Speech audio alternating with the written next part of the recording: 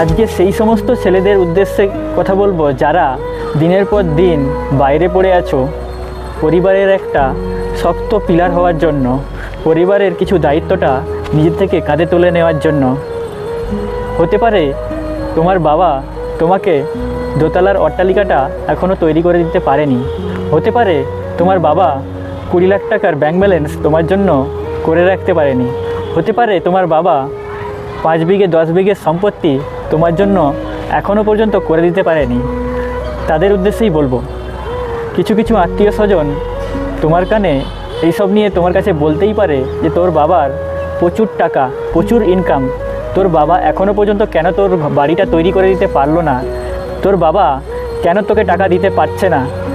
তো সেই সব ছেলেদেরকে বলবো, আত্মীয় স্বজনটা আত্মীয় স্বজনের জায়গাতেই থাকবে, বাবাটা তোমার।